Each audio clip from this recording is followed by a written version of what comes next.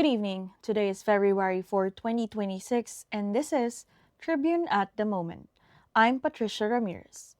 Despite the junking of the impeachment complaints against President Ferdinand Bongbong Marcos Jr., dissatisfaction remains noticeable among some Filipinos in Metro Manila, even as his overall satisfaction rating stays neutral according to the latest social weather station survey.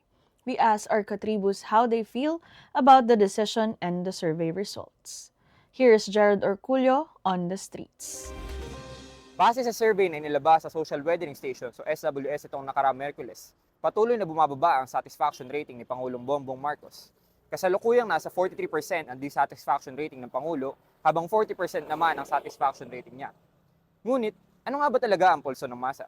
Wala siyang ginagawang namang ano siya, tulog lang siya tapos pinababayaan niya yung hindi baka siya naman pinuno ng mga korap niya, Maraming naiinggit, maraming naninira, gano'n. Sa totooan naman, wala namang kasalanan si Bongbong Marcos eh. Ngayon kasi parang napansin namin na bumabalik na ulit yung mga adik, maraming cases ng rape. Yung mga bilihin, di ba, yung kain natin. Sobrang hirap lalo na kapag halimbawa na kahit minimum wage niya yung ganun kataas na hindi pa rin kasya yung yung sa budget. Thank you, Jared.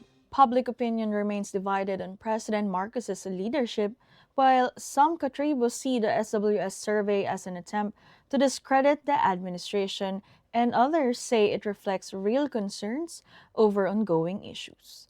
Meanwhile, on Wednesday afternoon, as for his own impeachment case, Palace Press Officer Attorney Claire Castro said the president remains confident, noting that even critics agreed the justification stated on the impeachment complaint lacked substance to move beyond the House of Representatives.